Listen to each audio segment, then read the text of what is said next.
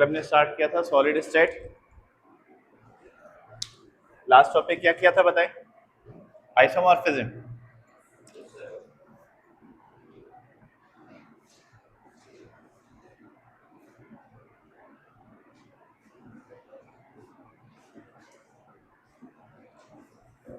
Next topic is polymorphism.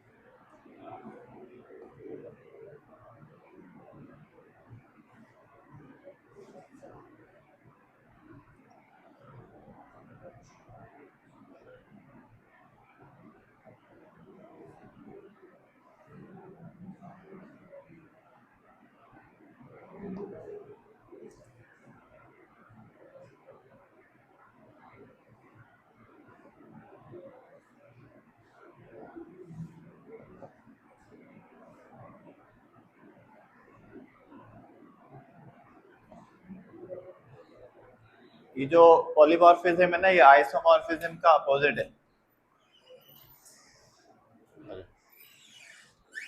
Isomorphism में क्या? Iso मतलब सेम, मॉर्फिज्म मतलब शेप।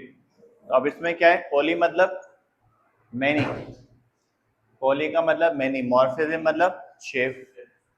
तो when compound show more than one crystalline form, अगर कोई सा भी compound, when any compound show more than one crystalline form, so those forms are called polymorphous and the phenomena is called polymorphism. Compound एक ही होगा, उसके crystalline structure एक से ज्यादा होंगे। जैसे कैल्शियम कार्बोनेट एक कंपाउंड है, लेकिन कैल्शियम कार्बोनेट दो फॉर्म में एग्जिस्ट करता है। एक एग्जिस्ट करता है कैल्साइट की फॉर्म में, दूसरा एग्जिस्ट करता है एर्गोनाइट की फॉर्म में। कैल्साइट भी इसी की फॉर्म है, एर्गोनाइट भी इसी की फॉर्म है। एक ही कंपाउंड, अच्छा कैल्साइट कॉमन नेम है इसका, जो कि ट्राइगोनल क्रिस्टल है, और एर्गोनाइट कॉमन नेम है इसका जब वो ऑर्थोरोम्बिक होता है। दोनों के दोनों हैं क्या? कैल्शियम कार्बोनेट है। जब कैल्शियम कार्बोनेट जो है ट्राइगोनल क्रिस्टल रखता है तो उसको कैल्साइट बोलते हैं। जब यही कैल्शियम कार्बोनेट ऑर्थोरोम्बिक क्रिस्टल्स बनाता है तो उसको एर्गोनाइट कहते हैं। तो एक ही कंपाउंड की एक से ज्यादा स्ट्रक्चर है, इसी को नाम देते हैं पॉलीमॉर्फस। अब बताएं इनकी केमिकल प्रॉपर्टी सिमिलर होंगी, फिजिकल? केमिकल सेम होंगी, और फिजिकल? केमिकल सेम क्यों होंगी? क्योंकि फॉर्मूला सेम है, और केमिकल प्रॉपर्टीज का ताल्लुक किससे होता है? फॉर्मूले से। तो same chemical properties but different physical properties. Chemical properties same होंगी, लेकिन फिजिकल प्रॉपर्टीज क्या होंगी? डिफरेंट।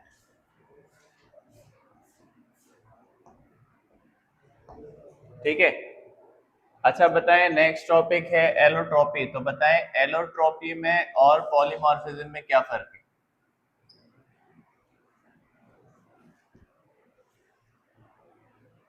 एलोट्रॉपी और पॉलीमॉर्फिज्म में क्या फर्क है? इसमें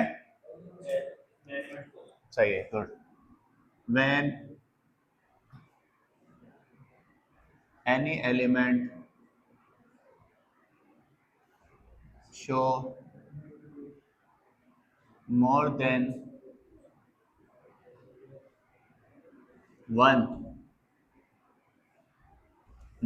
one forms,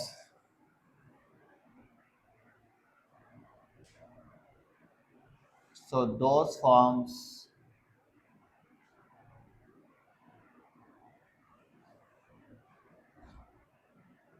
are called allotropic forms or allotropes or allotropic modifications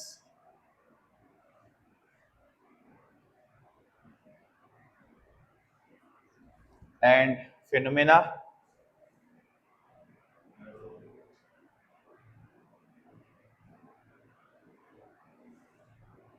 is called allotropy।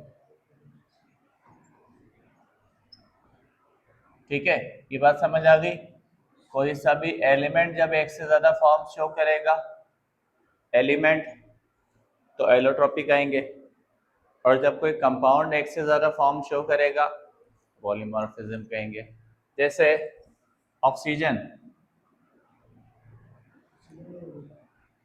Oxygen की एलोट्रॉपिक फॉर्म है O2 एंड O3। ये दोनों इसकी एलोट्रॉपिक फॉर्म्स कहलाती है।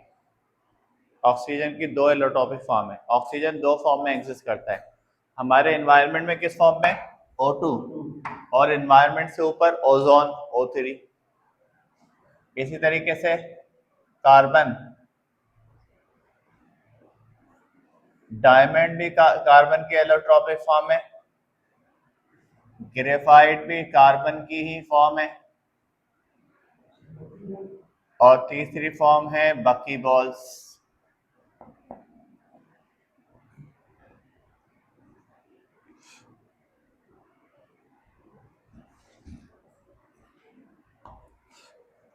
ठीक है, ये तो क्रिस्टलाइन फॉर्म है। एमोर्फस फॉर्म भी होती है कार्बन की, कोल, कोक, चारकोल। ठीक है, इसी तरीके से sulphur,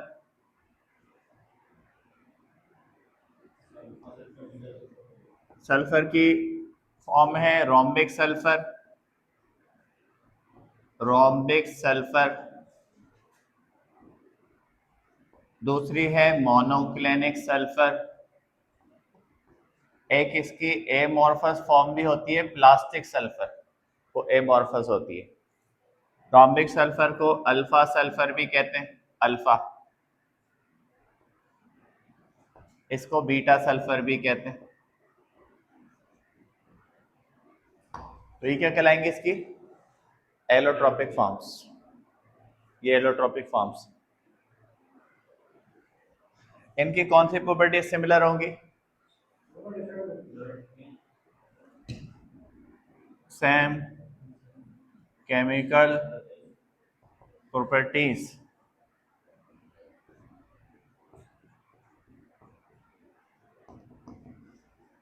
but different physical properties.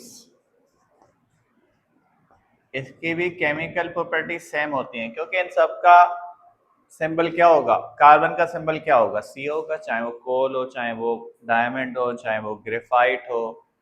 तो उसका मतलब इसकी केमिकल प्रॉपर्टीज सेम है, फिजिकल डिफरेंट है। नहीं, ऑक्सीजन ओ तो है ना, है तो ऑक्सीजन ना, उसमें एटम ज्यादा है, उसमें एटम कम है, बस ये फर्क है। फॉर्मूला चेंज होने का मतलब था कि उसके अंदर कोई दूसरी कॉम्पोजिशन की चीज आ जाती। अब उसमें से जब ऑक्सीजन निकलेगा, रिएक्टिविटी में फर्क हो सकता है। जैसे आप बोले ओजोन जो है वो ज्यादा रिएक्टिव होगी या ऑक्सीजन ज्यादा रिएक्टिव होगी? हाँ, ऑक्सीजन जो हमारा एनवायरनमेंट है उसके लिए, हम जो ब्रीथिंग कर रहे हैं उसके लिए हमें ऑक्सीजन चाहिए, ठीक है। लेकिन वही ओजोन टूट के ऑक्सीजन और ऑक्सीजन ओजोन में कन्वर्ट होती रहती है, उसके लिए उनको किसी दूसरे एलिमेंट से रिएक्शन की जरूरत नहीं है। ओजोन डीकम्पोज होकर ऑक्सीजन बना लेती है, ऑक्सीजन से ओजोन बन जाती है। अच्छा, इसमें वर्ड एक इस्तेमाल होता है, term transition temperature. Transition temperature किसको बोलते हैं? ट्रांजिशन टेम्परेचर, हाँ,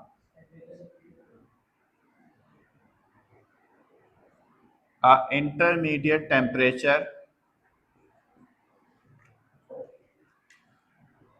intermediate temperature between two crystalline forms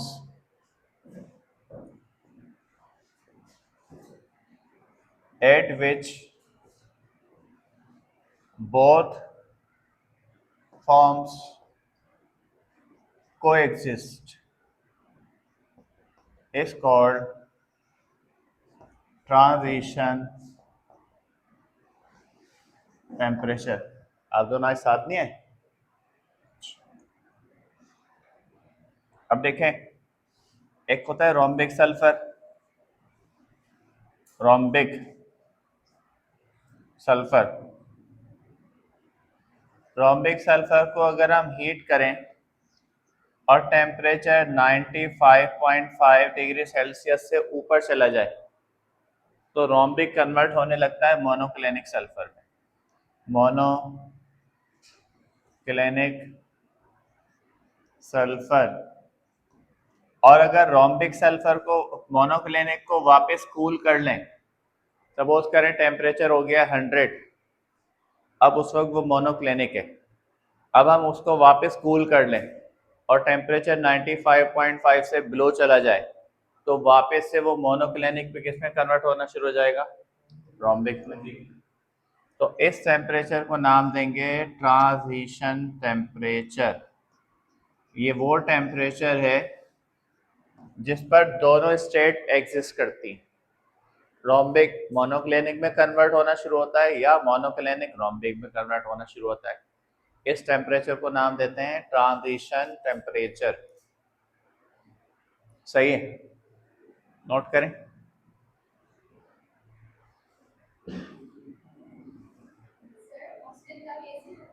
हाँ, ट्रांजिशन नहीं, तमाम में ट्रांजिशन टेम्परेचर की टर्म्स नहीं इस्तेमाल होती, लेकिन ट्रांजिशन टेम्परेचर जहाँ होगा वो इस तरह से एग्जिस्ट करेगा कि कोई स्पेसिफिक टेम्परेचर होगा जिस पे वो चेंज होना शुरू हो जाएगी। ऑक्सीजन वैसे ही डीकम्पोज होता है एनवायरनमेंट में, अनस्टेबल है। ओजोन,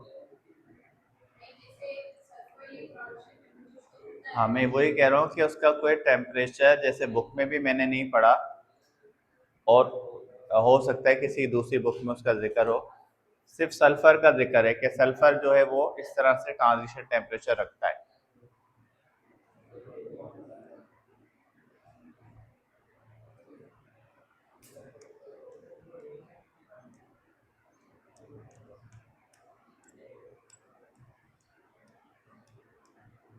बता दूं?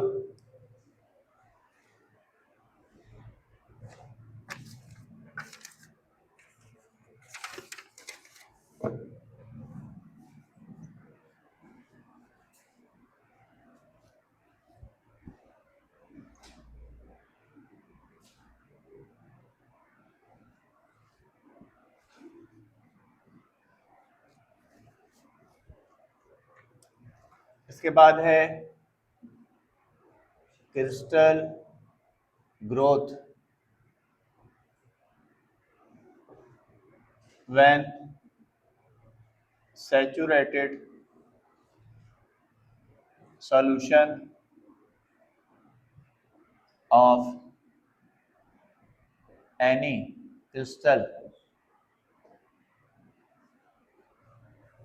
is allowed to cool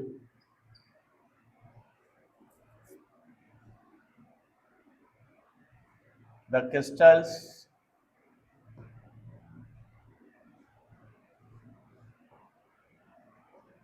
start growing. This is called crystal growth. Crystal growth से मुराद क्या है? आपने कोई सा भी क्रिस्टलाइन कंपाउंड लिया, उसका बनाया सोल्यूशन, उसको पानी में डिसॉल्व कर लिया, उसको मिक्स करते रहे सेचुरेट कर लिया। सेचुरेट मतलब ऐसा सोल्यूशन जिसमें मजीद वो सॉल्यूट डिसॉल्व नहीं हो सकता, उसको बोलते हैं सेचुरेट। जैसे इस वक्त क्लास अनसेचुरेटेड है क्योंकि सारी चेयर खाली पड़ी हुई है। अगर ये सारी चेयर्स ऑक्यूपाइड हो जाएं तो हम कहेंगे क्लास सेचुरेट हो गई, फुल हो गई। तो इसी तरीके से जब हम वाटर के अंदर कोई सा कंपाउंड डालते हैं और एक वक्त ऐसा आता है कि वो कंपाउंड उसमें मजीद डिसॉल्व होना बंद हो जाता है, तो इसका मतलब है जितनी कैपेसिटी थी उतना डिसॉल्व हो गया है, तो हम कहेंगे सोल्यूशन सेचुरेटेड हो गया। तो सपोज करें हमने नमक का NaCl का सेचुरेटेड सोल्यूशन बना लिया। अब हमने सोल्यूशन बनाने के बाद उसको हीट करना शुरू किया, उसको बर्नर के ऊपर रख दिया और स्लो हीटिंग उसकी शुरू कर दी। कुछ टाइम के बाद उसका वाटर एवोपरेट होना शुरू होगा और थोड़ा सा पानी बच जाएगा, ज़्यादा पानी एवोपरेट हो जाएगा। अब ये सोल्यूशन कौन सा है? ये सोल्यूशन कौन सा है? हॉट सेचुरेटेड सोल्यूशन है। अब इस हॉट सेचुरेटेड सोल्यूशन के नीचे से बर्नर को हटा दें और उसको ठंडा होने के लिए छोड़ दें। तो थोड़ी देर बाद आप देखेंगे कि उसमें जो है ना, थोड़ी देर बाद क्रिस्टल ग्रो होना शुरू हो जाएंगे, जो गायब हो गए थे, डिसॉल्व करने से नज़र नहीं आ रहे थे। अब वो जो क्रिस्टल की ग्रोथ होना शुरू हो जाएगी या क्रिस्टल दोबारा से बन जाएंगे, उसको क्या नाम देंगे? Crystal growth. When a hot saturated solution of any crystal is allowed to cool, the crystal start growing. This is called crystal growth. और क्रिस्टल जो बनते हैं उसका साइज आपकी कूलिंग के मैकेनिज्म पे डिपेंड करता है। अगर आप उसकी जो कूलिंग का प्रोसेस है ना उसको रैपिड कर दें, फास्ट, तो क्रिस्टल छोटे बनते हैं, छोटे छोटे क्रिस्टल। और अगर आप उसकी कूलिंग का प्रोसेस स्लो रखें तो क्रिस्टल का साइज बड़ा होता है। अब ऐसा हम कैसे करते हैं? अगर बर्नर को हटा के सिर्फ छोड़ दें उसको, तो अभी हम उसकी स्लो कूलिंग कर रहे हैं क्योंकि इतना गर्म सोल्यूशन था, हमने बस बर्नर हटा दिया। अब हमें पता है थोड़ी देर बाद टेम्परेचर खुद ही उसका कम होना शुरू हो जाएगा। ये इसको बोलेंगे स्लो कूलिंग। रैपिड कूलिंग कैसे होगी? उसको फ्रिज में रख दें, बर्फ के ऊपर रख दें, उससे क्या होगा, वो तेजी से ठंडा होगा। उस सूरत में बनेंगे उसमें भी क्रिस्टल, लेकिन क्रिस्टल का साइज छोटा होगा। अगर उसकी स्लो कूलिंग करेंगे तो क्रिस्टल का साइज बड़ा होगा। लेकिन दोनों सूरत में क्या कहलाएगा? Crystal growth. इसके बाद नेक्स्ट है सिमेट्री। सिमेट्री पहला है plane of symmetry. Plane of symmetry. Plane of symmetry ये क्या है?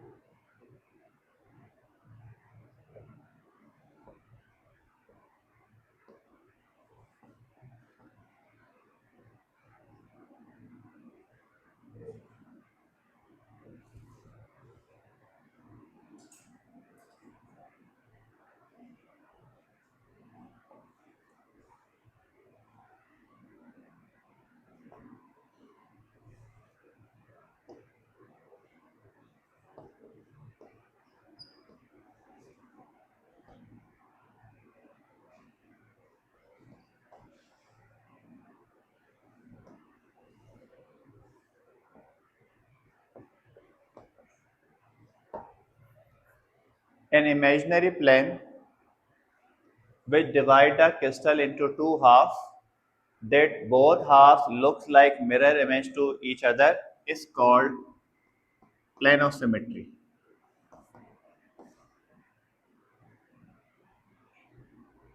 Plane of symmetry.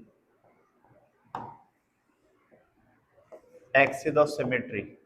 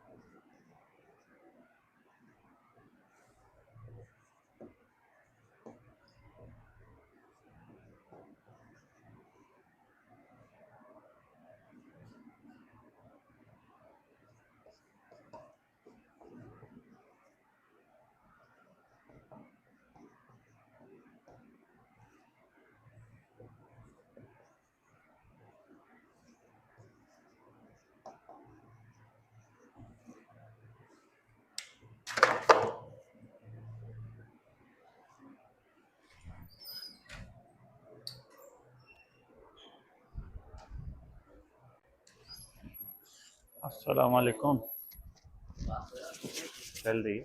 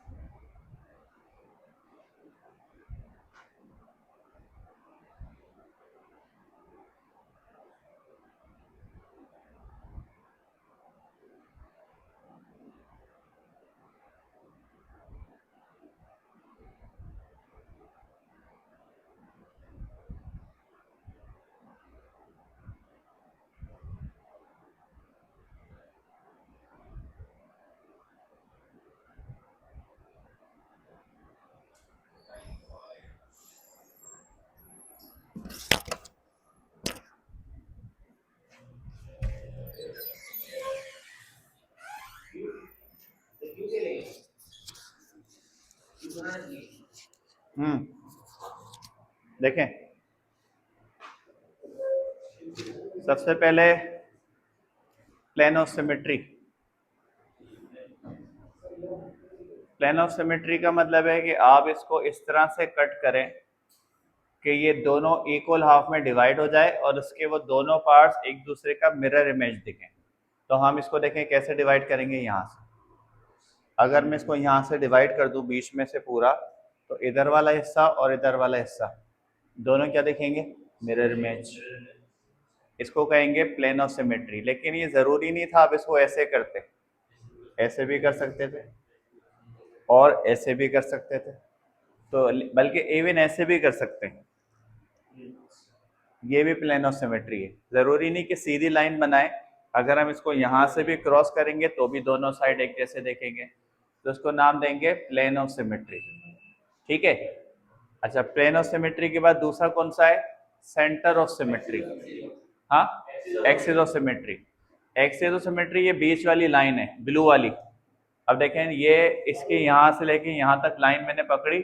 अब देखें मैं इसको घुमा रहा हूँ, मैंने क्या लिखा है देखें इसमें, an imaginary line in a center of crystal from which if crystal is rotated so each sides appears symmetrical। मैं इसको जैसे जैसे घुमा रहा हूँ देखें हर साइड एक जैसा दिख रहा है आपको। तो ये जो इमेजिनरी लाइन है ना ब्लू वाली, इसको क्या नाम देंगे, एक्सिस ऑफ सिमेट्री। और जरूरी नहीं ऐसे घुमाएं, हम ऐसे भी ले सकते थे इसको, हम ऐसे भी ले सकते थे। तीनों एंगल से ये एक्सिस ऑफ सिमेट्री कहलाएगा। और जहां से सब मिले हुए हैं ये है centre of symmetry. This is centre, क्योंकि यहाँ से यहाँ तक का डिस्टेंस, यहाँ से यहाँ तक का डिस्टेंस, यहाँ से यहाँ तक का डिस्टेंस, नीचे का ऊपर का हर तरह का डिस्टेंस इक्वल है। इसको नाम देंगे सेंटर ऑफ सिमेट्री। सही है। जैसे इस रूम को वहां से लेके यहाँ तक एक शीट लगा के डिवाइड कर दें तो ये दोनों साइड एक जैसे देखेंगे, हम बोलेंगे प्लेन ऑफ सिमेट्री है। वो प्लेन हम ऐसे भी बना सकते थे, वो प्लेन हम ऐसे भी बना सकते हैं, वो प्लेन हम ऐसे भी बना सकते हैं, और इवन उस कोने से इस कोने तक ऐसे भी बना सकते हैं। और एक्सिस का मतलब है ऊपर या सेंटर से नीचे तक एक पाइप हमने लगा दिया, अब ये एक्सिस है, अब हम उससे इसको घुमा रहे हैं तो वो एक्सिस ऑफ सिमेट्री है। इधर से सब जगह से एक जैसा आ जाएगा। और सपोज कह रहे हैं जहां मेरा हाथ है ये सेंटर है, सेंटर ऑफ सिमेट्री का मतलब यहाँ से यहाँ तक का डिस्टेंस, यहाँ से ऊपर का डिस्टेंस, यहाँ से नीचे का डिस्टेंस, सामने का इधर का, सब इक्वल है। सही है। इसको बोलेंगे सेंटर ऑफ सिमेट्री। हटा दूं?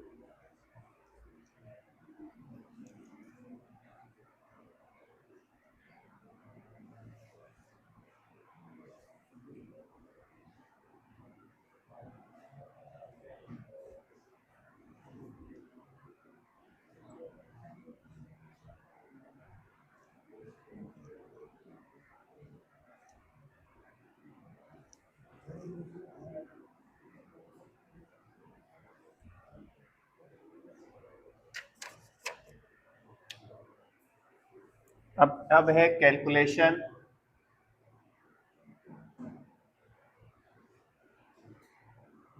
Of number of sodium ions and chloride ions in unit cell of sodium chloride, कि सोडियम क्लोराइड के यूनिट सेल में कितने सोडियम होते हैं, कितने क्लोरीन होते हैं।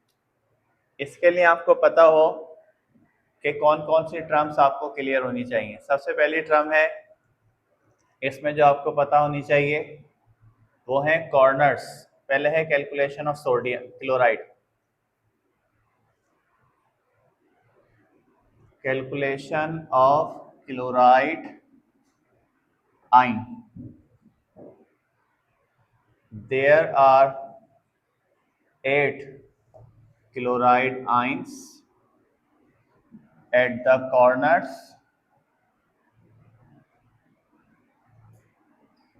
of cell, which is divided into 8 cells. So at corners, number of chloride ions is equal to 8 into 1 upon 8 is equal to 1 chloride.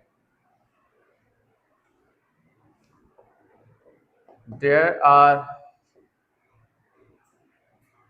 6 chloride ions at the faces of unit cell, and each divided into 2 cells. So at faces, number of chloride ions is equal to 6 into 1 upon 2 is equal to 3 chloride ions. Total chloride ions in cell 1 plus 3 is equal to 4. Then there are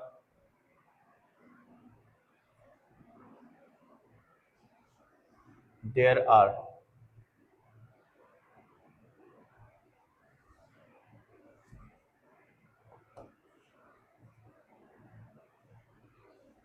there are 12 sodium ions at edges of unit cell, and each divided into 4 parts. So number of sodium ions at edges is equal to 12 into 1 upon 4 is equal to 3 sodium ion. 1 sodium ion is at center of unit cell, which is not divided further. So total sodium ions in cell is equal to 3 plus 1, 4.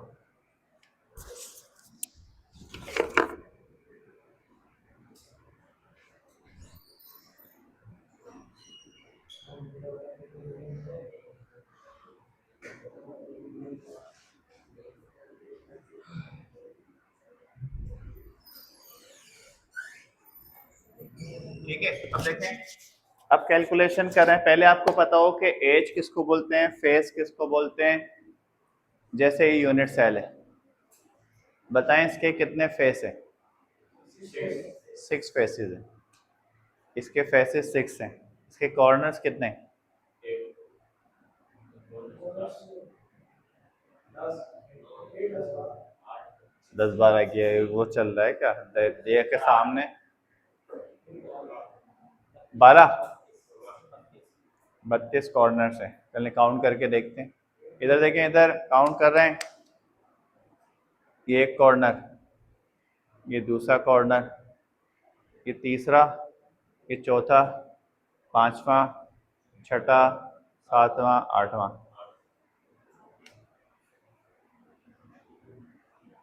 बत्तीस कैसे हैं इसमें? 32, 10, 12 कैसे? इस room के example ले लें। ऊपर 4 कॉर्नर है, नीचे 4 कॉर्नर है, 8 कॉर्नर्स हैं। इसके फेसेस गिन लें। मेरे पीछे एक फेस है, एक सामने फेस है, 2, एक राइट पर, एक लेफ्ट पे, एक ऊपर, एक नीचे, 6 फेसेस हैं। एजेस कितने एजेस? हाँ 8 हैं। पक्का? 12 एजेस हैं। एजेस 12 हैं। देखें, एक ये रहा एज, कहते हैं जहां से दो फेस मिलते हैं, ये एज है भाई। एक ये लाइन, एक एज, दूसरी लाइन, दूसरा एज, ये ऊपर वाली तीसरी, तीसरा एज, और वो चौथी। 4 एज ये हो गए। ऐसे ही 4 नीचे हो गए। 8, फिर ये भी तो एज है। 9, 10, 11, 12। देख लें 4 एजेस कैसे? 1, 2, 3, 4, नीचे भी 4, 8, 9, 10, 11, 12। 12 एजेस हैं। फिर देखिए हम कैसे पठान है। मैंने लिखा हुआ है there are 12 sodium ions at the edges. हर चीज लिखी हुई है पहले। There are 8 chloride ions at the corners. There are 6 chloride ion at the faces. बताया हो तो कितने फेसेस हैं, कितने एजेस हैं। असल मसला क्या है? असल मसला है कि वो डिवाइड कितने हिस्सों में हो रहा है, जो वो लिखा हुआ है मैंने। जैसे मैंने लिखा हुआ है कि वो जो कॉर्नर पे क्लोराइड है वो 8 हैं, लेकिन वो कॉर्नर वाला क्लोरीन मजीद 8 सेल में डिवाइड हुआ है, यानी इसके साथ 8 सेल जुड़े हुए हैं। तो इस सेल में उसका कितना हिस्सा होगा? 1/8। ये लिखा हुआ है देखें, there are 8 chloride ions at the corners of the unit cell which is divided into 8 cells. So at the corner of number of chloride ion is equal to 8। Total 8 corners हैं, डिवाइड कितने में होगा? 1/8 में। तो total कितना हो जाएगा? 1 chloride बनेगा टोटल, यानी 1/8 वहां पे, 1/8 यहाँ पे, 1/8 वहां पे, सब जगह मिलाएंगे तो 1 क्लोरीन है जो कहां पर है? कॉर्नर पे। अब देखें 8 सेल में कैसे डिवाइड हुआ है। वो जब पता चलेगा जब आप कॉर्नर वाले को देखेंगे। सपोज करें कॉर्नर वाला है, अगर ये कॉर्नर वाला है तो कॉर्नर, आप इसको कॉर्नर ना माने, आप इसको कॉर्नर मान लें फिलहाल, जहां से मैंने इसको पकड़ा हुआ है। बताएं कितने सेल में डिवाइड हुआ? 8। ऊपर 4, नीचे भी 4, 8 में डिवाइड हुआ है। अगर यानी यहाँ क्लोरीन है तो वो सिर्फ इस सेल में थोड़ी है, वो इस सेल में भी, इस सेल में भी, इसमें भी, इसमें भी, इसमें भी, इसमें भी, इसमें भी, इसमें भी है। तो एक सेल में उसका कितना हिस्सा काउंट होगा? 1/8। तो 1/8 इसका, 1/8 इसका, 1/8 सबको मिलाएंगे तो टोटल 1 हो जाएगा। लिखा हुआ है 1/8 इंटू 1/8 कितना बन रहा है? 1। ये हो गए कौन सा वाला? कॉर्नर वाला। आगे कौन से? फेसेस वाले। फेसेस वाले एक यहाँ पर, इधर एक यहाँ पर, एक यहाँ पर, 3, 4, 5, 6। अब फेस वाला कितने हिस्सों में डिवाइड हुआ है? हाँ, फेस वाला सिर्फ 2 में डिवाइड हुआ है। कैसे? अगर मैं जहां खड़ा हूं यहाँ पे क्लोरीन है, तो इसके पीछे एसी जैसा रूम है, तो वो क्लोरीन सिर्फ इस रूम में थोड़ी है, वो बराबर वाले रूम में भी है, लेकिन वो 2 में ही डिवाइड हुआ है, क्योंकि इसके पीछे एसी जैसी दीवार है। यानी अगर ये पूरा सेल है तो इसके पीछे एक और सेल है, तो ये क्लोरीन 2 में ही डिवाइड होगा। ये वाला भी, इधर वाला भी ऐसे होगा, सामने वाला भी, इधर वाला भी। तो इसलिए देखें फेसेस वाले को हमने डिवाइड किया हुआ है कितने हिस्सों में? 2 पार्ट्स में। तो इससे हम सॉल्व करेंगे, कितने हो जाएंगे? 3। एक क्लोरीन यहाँ पे, 3 यहाँ पे, टोटल कितने हो गए? 4। ये 4 हो गए। उसके बाद है सोडियम, कहाँ पर है सेल में? सोडियम है एजिस पर, इस पर है, यहाँ दूसरा एच, तीसरा एच, चौथा एच, पांचवा एच, छठा एच, सातवां, आठवां, नवा, 10वां, 11वां और 12वां, 12 एजेस हो गए। अब ये 12 वाला डिवाइड कितने में हुआ है? 4 सेल में। हर एज वाला 4 में डिवाइड होगा। कैसे? इस रूम के इस तरफ भी रूम है, खुद ये रूम भी है, इधर भी रूम है और इन दोनों के बीच में भी रूम है। देखिए इसके पीछे इसी जैसा रूम, इसके पीछे इसी जैसा रूम, 3 रूम तो यही हो गए। फिर चौथा रूम है जो इसके कोने से मिला हुआ होगा, क्योंकि एज तो यही है ना। ठीक है, ये बात समझ आ रही है? तो इसका मतलब वो 4 में डिवाइड हो जाएगा। जब वो 4 में डिवाइड हो जाएगा, इसको ऐसे समझें, ये समझ लें ये एज है। अब देखिए जो एज पर है, इधर से भी इसके साथ कनेक्ट है, ये इधर से भी कनेक्ट है, ये इधर से भी कनेक्ट है और ये इधर से भी कनेक्ट है। कितने हिस्सों में कनेक्ट हुआ हुआ है? 4 में। तो इसलिए हमने इसको किससे डिवाइड किया है? 12 एजेस पर थे, 4 से उसको 1/4 से डिवाइड कर दिया, टोटल 3 हो गए, 3 सोडियम ही हो गए। अब एक सोडियम ऐसा है जो यहाँ पर है, बिल्कुल इधर सेंटर में, तो वो जो सेंटर वाला है वो कहीं डिवाइड होगा ही नहीं, क्योंकि वो तो सिर्फ इस सेल में ही है ना, वो किसी सेल से कनेक्ट हुआ हुआ है, तो वो एक ही काउंट हो जाएगा। तो 3 वो, एक ये, कितने हो गए? तो इसका मतलब है एक सेल, यूनिट सेल में सोडियम क्लोराइड के 4 सोडियम होते हैं, टोटल 4 क्लोरीन होते हैं। ठीक है, क्लियर है बात पॉइंट? एक यूनिट सेल में टोटल 4 सोडियम आयन होंगे और 4 क्लोराइड आयन होंगे। इसको मिटा दूं?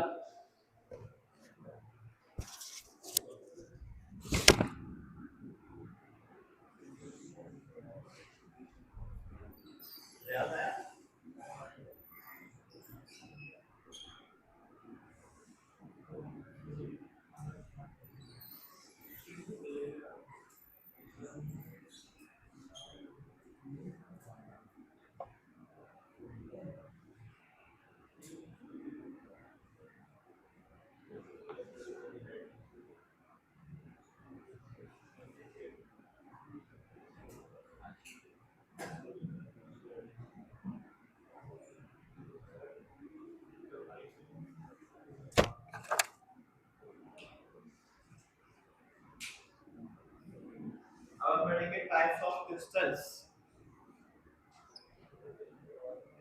बल्कि पहले यूनिट सेल ही पढ़ लेते हैं। Unit cell, it is basic building block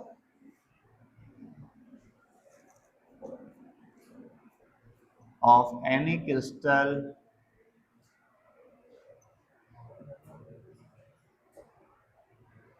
which when rotated which when repeated in 3 dimensions generate crystal structure.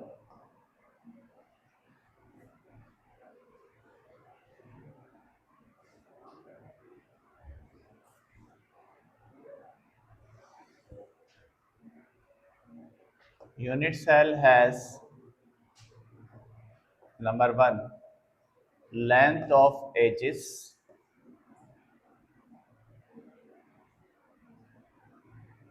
A, B, C.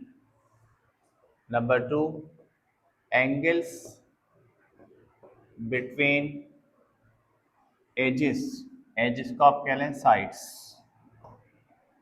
A, B, C. Alpha, beta, gamma, these all collectively called cell dimensions, cell parameters. Crystallographic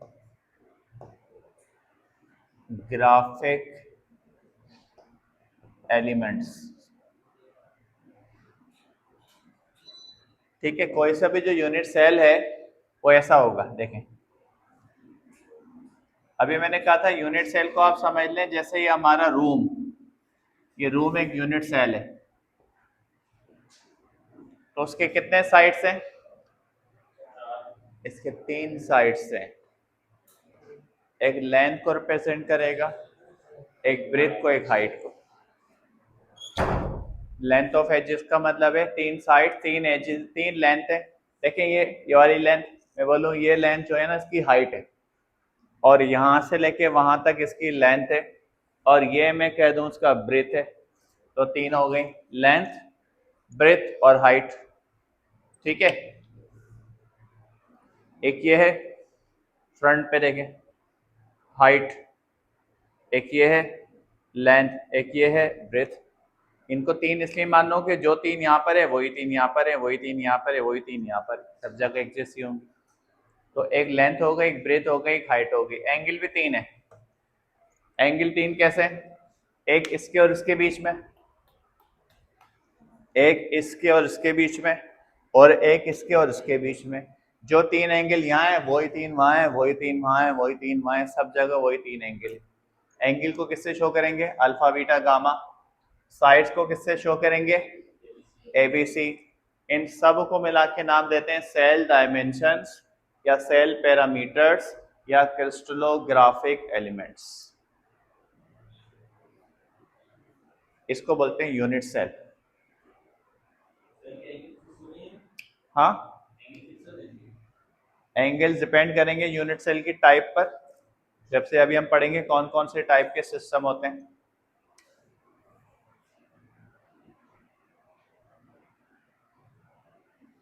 crystal lattice,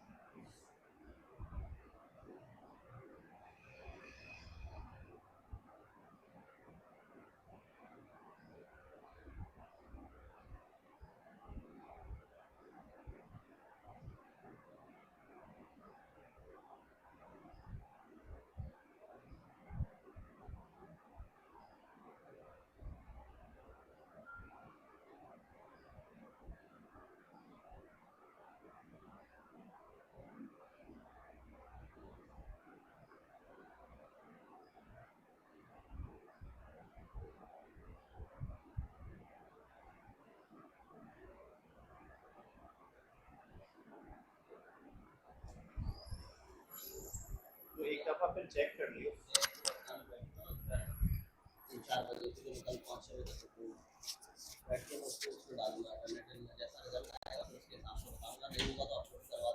चल सही, ठीक।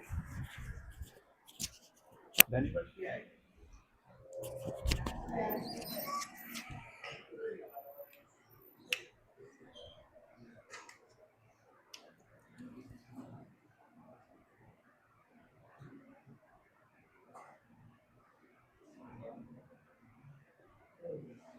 बेटा बाकी students जो आज जितने इतने ही आया करेंगे या बाकी आएंगे, आज ही नहीं आए संडे को?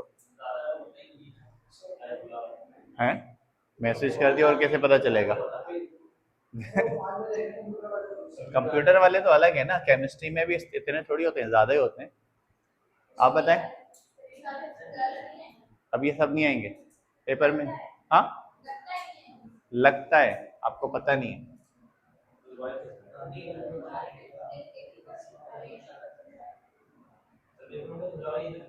हाँ, तो जब भी तो मैं आपसे पूछ रहा हूँ।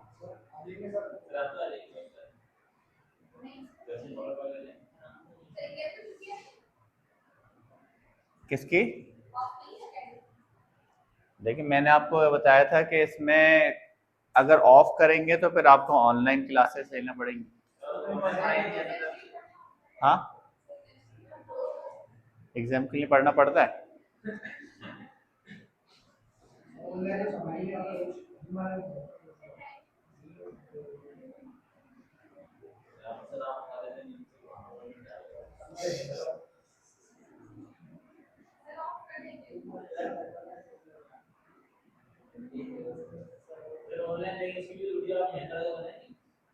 नहीं तो वही तो मैं आपसे कह रहा हूँ कि इसमें फिर दूसरी सूरत यही बनती है कि हम आके क्लास लेंगे, आपको ऑनलाइन उसकी रिकॉर्डिंग देंगे।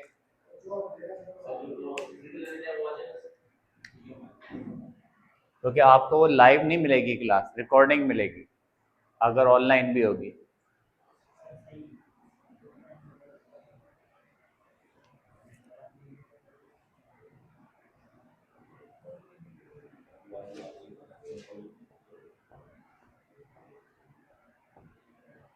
ये देखें, ये पॉइंट्स हैं। एरे का मतलब, एरे का मतलब होता है अरेंजमेंट। तो मैंने लिखा हुआ है an array of points, points की वो अरेंजमेंट रिप्रेजेंटिंग एटम्स, आयंस और मॉलिक्यूल्स। कि या तो उस पर हम एटम्स लगा दें, जैसे अगर मैं कहूँ कि यहाँ पे सोडियम एटम है, यहाँ पे सोडियम एटम है, यहाँ पे सोडियम एटम है, इस जगह सोडियम एटम है। इस अरेंजमेंट को हम नाम दे रहे हैं एरे। एरे मतलब arrangement.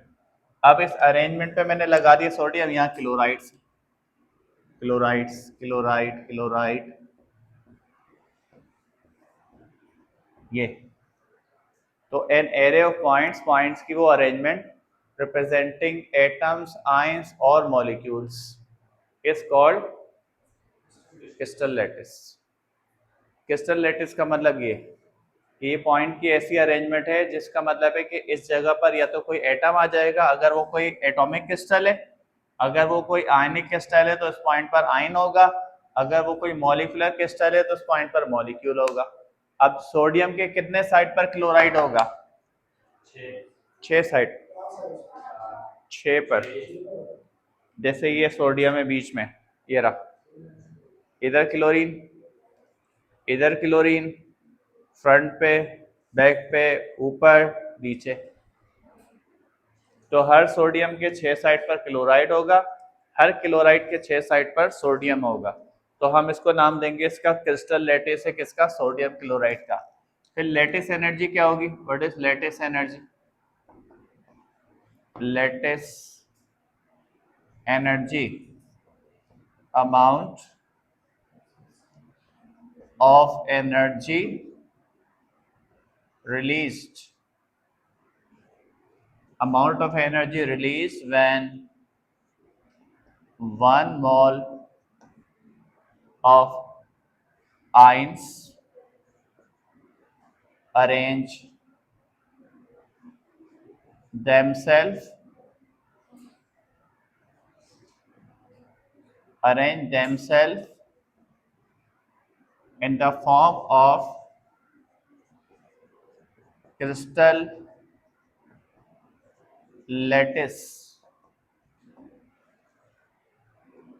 Amount of energy released when one mole of the ions arrange themselves in the form of crystal lattice. जैसे आपने लिया 1 mole of sodium ions, 1 mole of chloride ions, इनको मिलाने से बना 1 मोल ऑफ सोडियम क्लोराइड, और इस दौरान एनर्जी रिलीज हुई -787 किलो जूल पर मोल।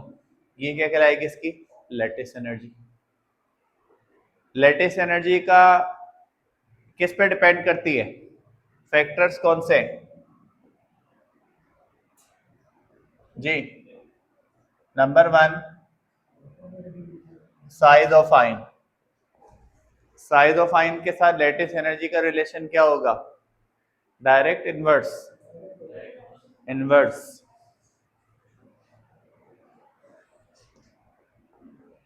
लेटिस एनर्जी से साइज ऑफ आइन का रिलेशन इनवर्स है। जितना स्मॉल साइज का आइन होगा उसकी लेटिस एनर्जी उतनी ज्यादा होगी। दूसरा फैक्टर है चार्ज ऑन आइन। चार्ज ऑन आइन से क्या रिलेशन होगा? डायरेक्ट। जितना ज्यादा चार्ज होगा उतनी लेटिस ज्यादा होगी। जैसे अगर मैं कहूं कि मैग्नीशियम क्लोराइड और सोडियम क्लोराइड, किसकी लेटिस ज्यादा होगी? मैग्नीशियम की, क्योंकि मैग्नीशियम डाई पॉजिटिव है। मैं कहूं कि लिथियम क्लोराइड की ज्यादा होगी या सोडियम क्लोराइड की? लिथियम क्लोराइड की। लिथियम साइज में छोटा है, सोडियम बड़ा है। जितना छोटा आयन होगा, देखें इन दोनों में फर्क किस चीज का है? सोडियम लिथियम का। इन दोनों में फर्क किसका था? आप ऐसे समझें, lithium sodium, sorry, lithium sodium और मैग्नीशियम। तो जब हम डाउन द ग्रुप जाते हैं तो साइज बढ़ता है, साइज बढ़ेगा तो लेटिस कम हो जाएगी। जब हम लेफ्ट टू राइट जाते हैं तो साइज छोटा होता है, पीरियड में साइज स्मॉल होता है, डिक्रीज होता है, ग्रुप में साइज बढ़ता है। तो लिथियम से बड़ा है सोडियम, इसलिए सोडियम की कम है। लेकिन सोडियम से छोटा है मैग्नीशियम, इसलिए मैग्नीशियम की लेटिस ज्यादा है। जितना आयन का साइज छोटा होगा लेटिस एनर्जी ज्यादा होगी, और जितना आयन का चार्ज ज्यादा होगा तो भी लेटिस ज्यादा होगी। तो जितना स्मॉल साइज का आयन होगा, जितना उसका चार्ज ज्यादा होगा, लेटिस एनर्जी उतनी ही ज्यादा होगी। नोट करें। बहुत टाइम है अभी तो मैं बहुत स्लो स्लो दूसरे गियर में गाड़ी चला रहा हूँ। कौन से सर ने? सर मोहसिन ने?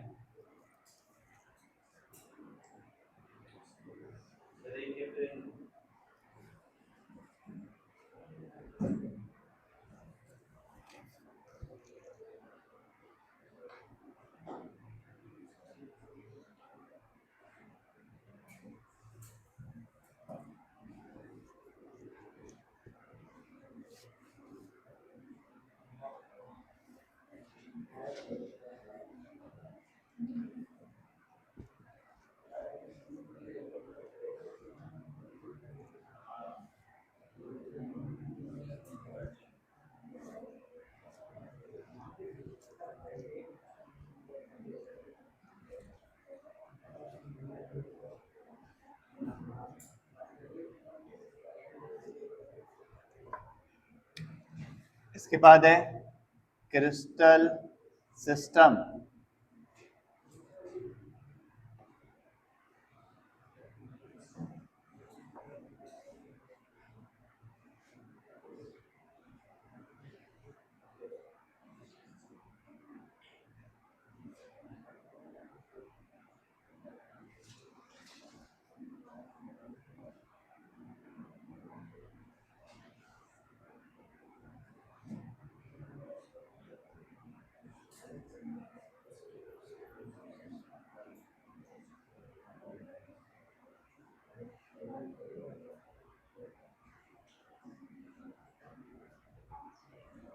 There are 7 types of crystals on the basis of cell dimension.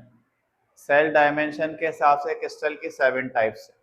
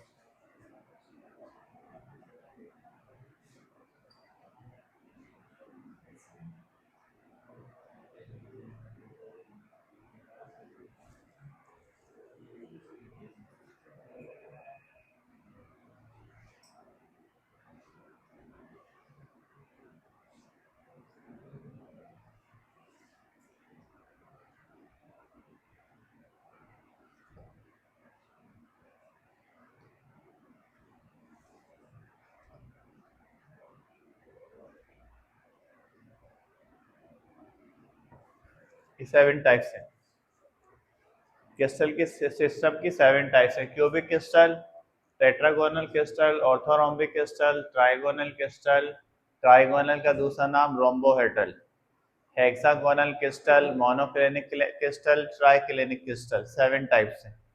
इनमें फर्क किस चीज का है? इनमें फर्क है सेल डायमेंशन का। और सेल डायमेंशंस मैंने आपको अभी बताई थी, वो क्या क्या है?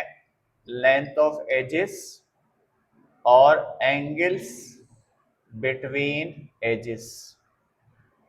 जैसे लेंथ ऑफ एजेस का मतलब क्या है? ये जो क्रिस्टल है कैसा है बताएं, इसकी लेंथ, ब्रेथ और हाइट में कोई फर्क है? इसको बोलते हैं क्यूबिक। क्यूबिक ऐसा क्रिस्टल होता है जिसकी लेंथ यानी A is equal to B is equal to C, सब कुछ इक्वल है। लेंथ, ब्रेथ, हाइट तीनों इक्वल है। और एंगल अल्फा, बीटा, गामा सब इक्वल भी है और 90 के भी। इसको बोलते हैं क्यूबिक। जैसे ये क्यूबिक, ये प्रॉपर क्यूबिक ही है। इसके एंगल सारे 90 के, इसके लेंथ ऑफ एजेस सब इक्वल है। इसको बोलते हैं क्यूबिक सिस्टम, क्यूबिक। उसके बाद दूसरा कौन सा है? टेट्रागोनल। इसमें A is equal to B but not equal to C. A is equal to B यानी दो साइड्स बराबर है, तीसरा साइड बराबर नहीं। और angles alpha is equal to beta is equal to gamma is equal to 90। इसका मतलब एंगल्स अभी भी 90 के सारे इक्वल भी हैं। फिर ऑर्थोरोम्बिक में तीनों ही अनइक्वल है, न तो लेंथ, ना तो ब्रेथ, ना तो हाइट, कुछ भी इक्वल नहीं है। एंगल अभी भी सारे 90 के। बताएं हमारा रूम इसमें से कौन सा सिस्टम में आएगा? हाँ, क्यूबिक में। आप बताएं। हाँ, क्यूबिक में। आप बताएं क्या? कोई से में भी नहीं आएगा? क्यूबिक के अलावा तो दो लिखे, इनमें से कोई होगा? सेम है। आप बताएं लंबाई और ऊंचाई सेम है? तीनों अनइक्वल है। जो लेंथ है ना, ये लेंथ सबसे ज्यादा है और ये ब्रेथ इससे कम है और हाइट सबसे कम है। तीनों डिफरेंट है, लेंथ अलग है, ब्रेथ अलग है, एंगल सब 90 के। देख लें सारे 90 के। ऑर्थोरोम्बिक ऐसा ही होता है जिसमें एंगल सब 90 के होते हैं, साइड्स कोई से भी इक्वल नहीं होते। उसी को ऑर्थोरोम्बिक कहते हैं। आपको ये क्यूबिक कैसे लगा? क्यूबिक होता है जो हर तरफ से एक जैसा होता है, ये क्यूबिक था, मैंने बताया ये क्यूबिक है। देख लें, ये क्यूबिक सिस्टम है। आप इसको किसी भी एंगल से देख लें, लेंथ ब्रेथ हाइट सब इक्वल है। सही है। अच्छा, नेक्स्ट ट्राइगोनल और रोम्बोहेड्रल। इसके दोबारा से देखें, तीनों साइड इक्वल हो गए। A is equal to B is equal, अब एंगल चेंज होंगे। Alpha is equal to beta is gamma is not equal to 90। हाँ होंगे सेम, 90 के इक्वल नहीं होंगे। देखिए क्या लिखा हुआ है, 90 से बड़े 120 से छोटे। अब इसमें दोबारा से दो साइड बराबर है, सिर्फ अल्फा और बीटा 90 का है, गामा 120 का है। हेक्सागोनल में गामा 120 का होता है। इसमें दोबारा से तीनों साइड अनइक्वल है। अल्फा और गामा 90 का है, बीटा 90 का नहीं है। ट्राइक्लिनिक, इसमें कुछ भी इक्वल नहीं है।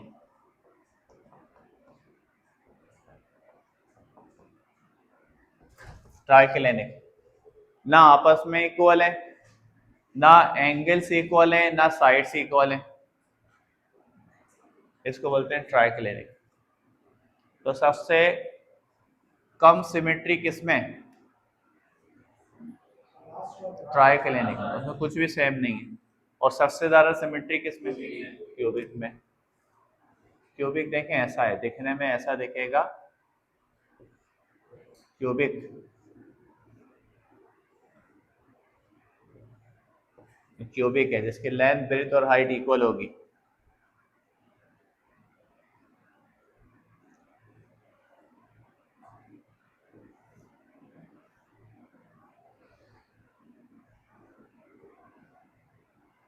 ये ऐसा दिखेगा।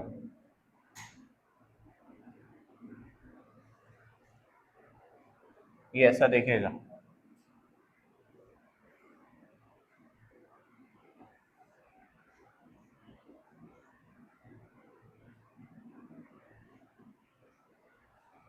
सही है। इसकी एग्जांपल है sodium fluoride, magnesium oxide, sodium fluoride, magnesium oxide, zinc sulphide, diamond, ये सब क्यूबिक है। इसकी एग्जांपल है बेरियम सल्फेट, टेट्राहाइड्रेट, स्टेनम ऑक्साइड। इसकी है कैल्शियम कार्बोनेट, जिसको हम बोलते हैं एरागोनाइट,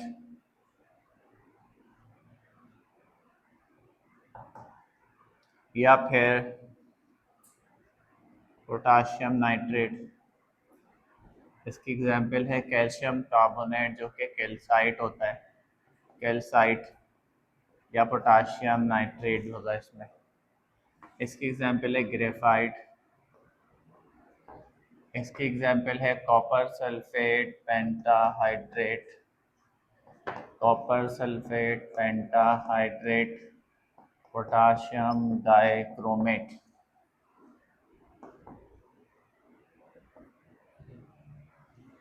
ठीक है, ये कुछ एग्जाम्पल मैंने लिख दिए। बताएं इनमें से आइसोमॉर्फिक पेयर कौन से हैं? आइसोमॉर्फिक, आइसोमॉर्फिक मैंने अभी पढ़ाया था, कल पढ़ाया था। आइसोमॉर्फिक, आइसोमॉर्फिज्म, इसमें से आइसोमॉर्फिक कौन से हैं?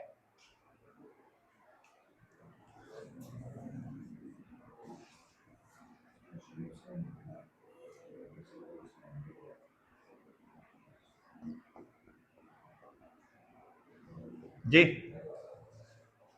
कौन सा आइसोमॉर्फिक?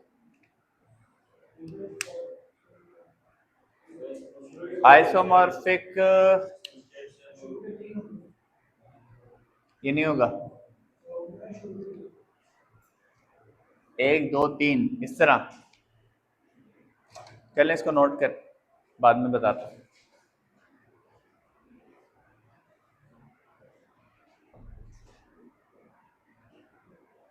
इसमें से सवाल इसी में से आएगा। सेल डायमेंशन लिखी हुई होंगी, आपसे पूछेगा कौन सा सिस्टम है। मिसाल के तौर पे ये दे दिया, अब ऑप्शन में इसके नाम दे देगा चार। ये क्यूबिक है, ये टेट्रागोनल है, ये ट्राइगोनल है, ये रोम्बोहेड्रल है।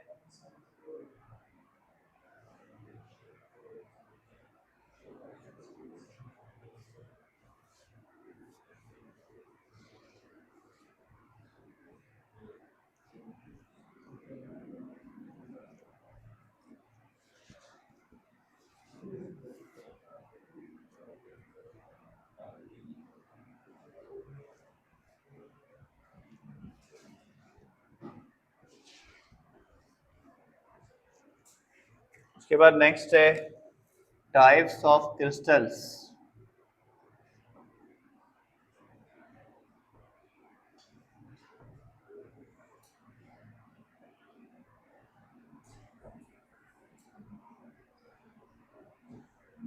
There are four types on the basis of what? On the basis of bonding. अब हम बॉन्डिंग के हिसाब से फोर टाइप्स पढ़ेंगे। Bonding,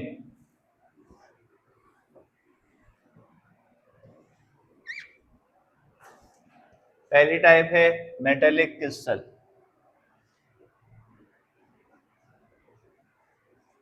metallic crystals. दूसरी टाइप है आयोनिक क्रिस्टल्स। तीसरी टाइप है कोवलेंट क्रिस्टल्स।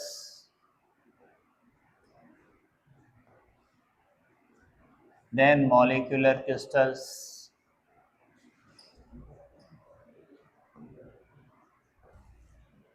मेटेलिक क्रिस्टल, अब इनमें कौन सी बॉन्डिंग है? इसमें कौन सा बॉन्ड होगा? Metallic bond. इसमें मेटेलिक बॉन्ड होता है। इसमें आयनिक बॉन्ड, इसमें कोवलेंट बॉन्ड, और उसमें हाँ, तीर चला रहे हो हवा में। इंटरमोलिकुलर फोर्सेस है इसमें।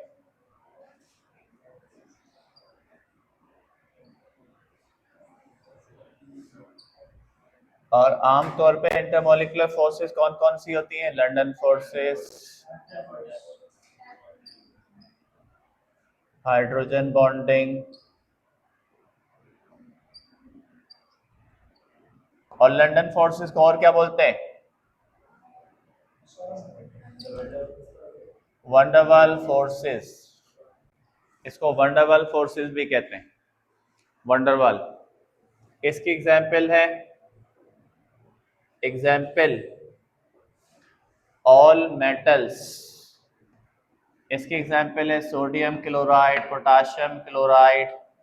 इसकी एग्जाम्पल है डायमंड, ग्रेफाइट। मॉलिक्यूलर क्रिस्टल की एग्जाम्पल बताएं। हाँ, कोई नहीं है। पेट्रोल सॉलिड है, कब हुआ ये? Iodine, ice, dry ice, naphthalene में भी आ सकता है। नेफ्थलीन में भी इंटरमोलिकुलर फोर्सेज होंगी। आयोडीन, आइस, ड्राई आइस, ये सब मॉलिक्यूलर सॉलिड है। They have high melting points. They also have high melting points. They also have high melting points. They have low melting points. अब आप difference देख रहे हैं। Melting point सिर्फ किसका लो होता है?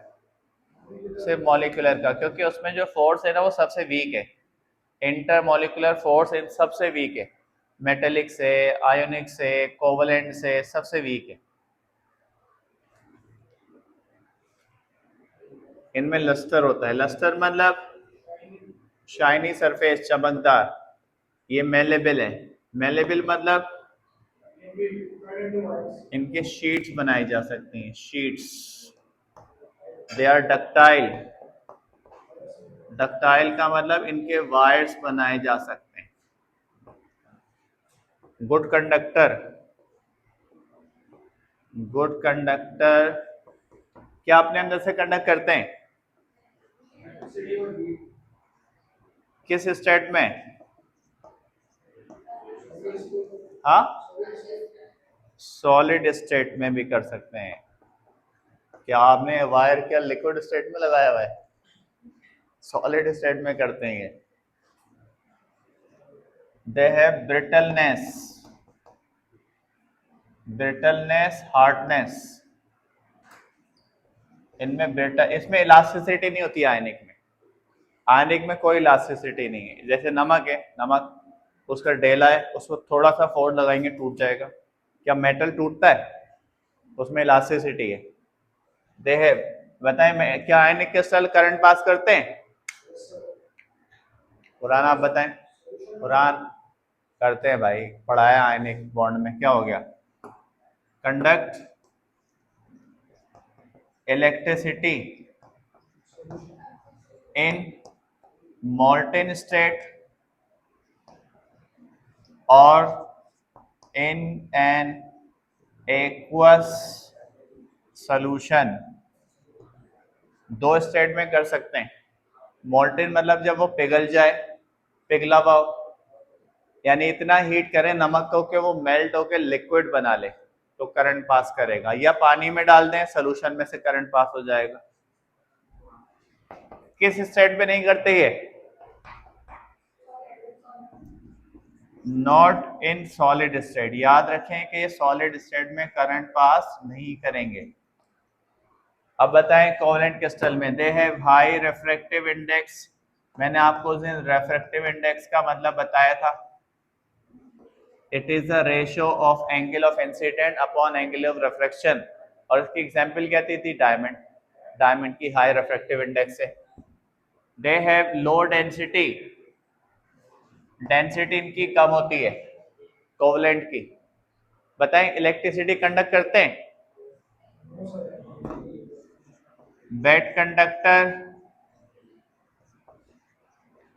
of electricity except graphite. Graphite एक कोवेलेंट क्रिस्टल है, फिर भी वो करंट पास करता है, लेकिन बाकी नहीं करते। कैसे करता है करंट पास? बताया था, parallel, parallel to its plane of layer. ये they have non conduction, non conduction of electricity, जबकि ये करंट को पास नहीं करते। ठीक है, मेरे ख्याल से सॉलिड पूरा चैप्टर आपका हो गया है।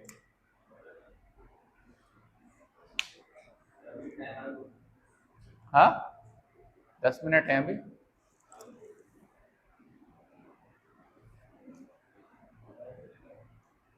बेटा बुरा नहीं है, एमसी याद भी करना है, ये सब पढ़ना नहीं है।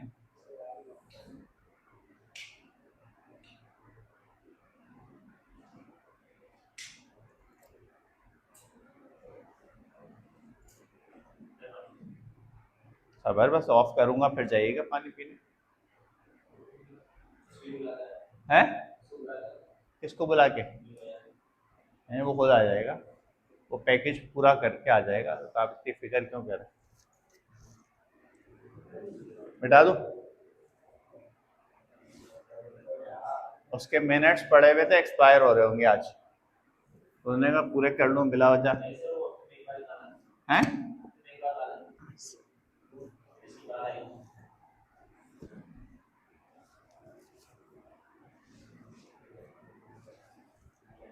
पहली टर्म है मोलर हीट ऑफ फ्यूजन। जी, मोलर हीट ऑफ फ्यूजन किसको बोलते हैं?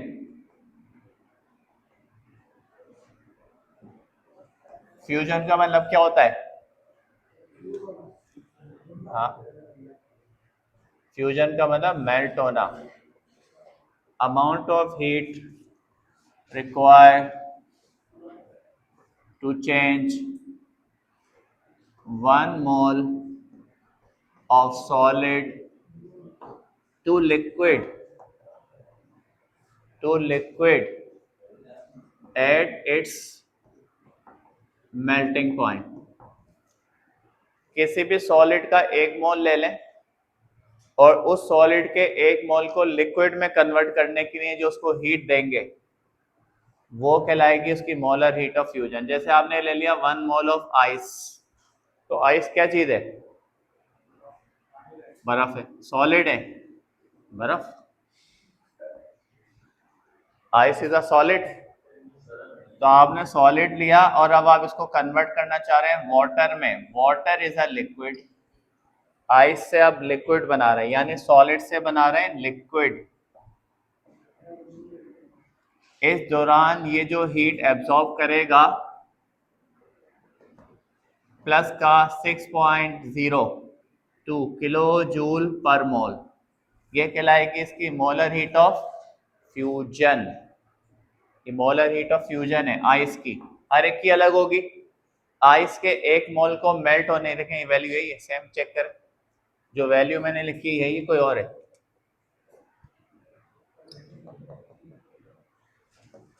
Molar heat of vaporisation,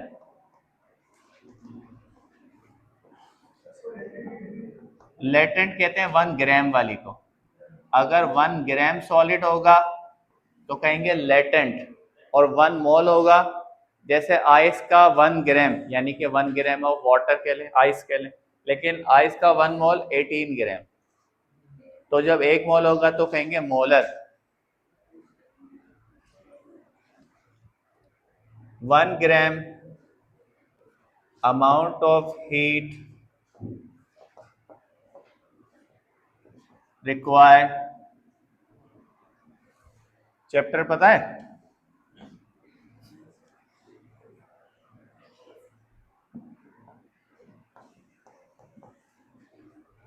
1 mole of liquid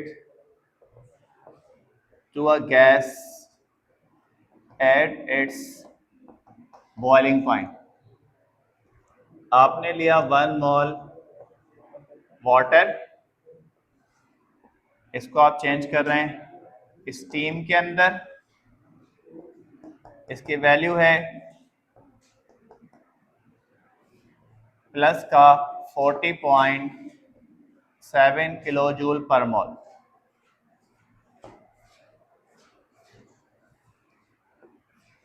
molar heat of sublimation,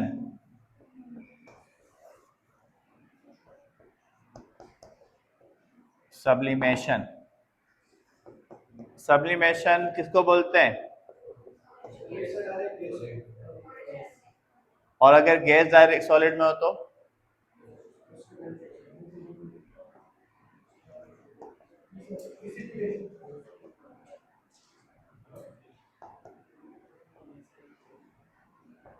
जी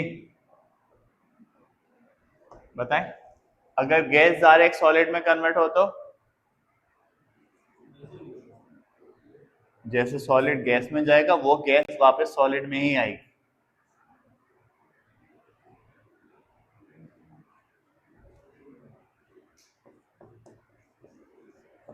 नहीं पता?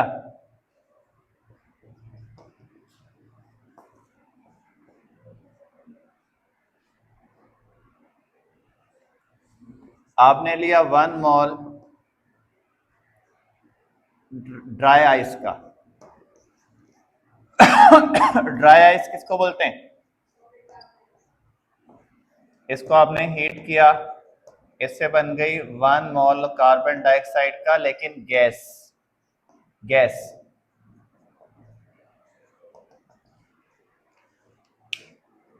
मिल गई? टॉपिक है ही नहीं ये। चलो देखते हैं, शायद मिल जाए मुझे। हाँ टॉपिक है लेकिन आप, ठीक है वो दूसरी जगह था, आपको इसलिए नहीं मिल रहा। वो है 6.02, वो है 40.7, ये है 25.2।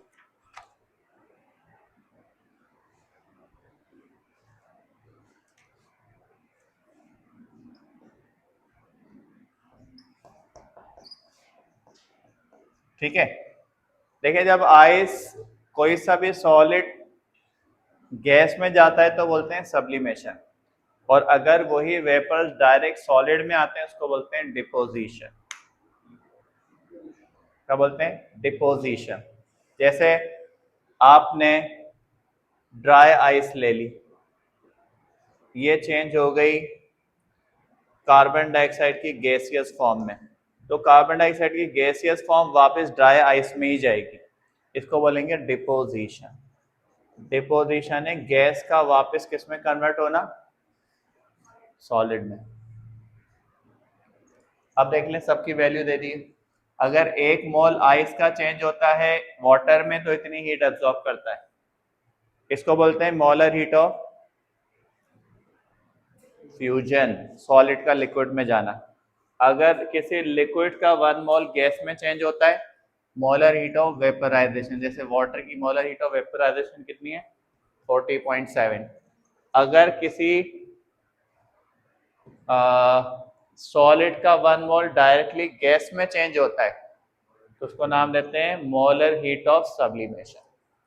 सब्लिमेशन का मतलब सॉलिड का डायरेक्टली गैस में चेंज हो जाना। सही है?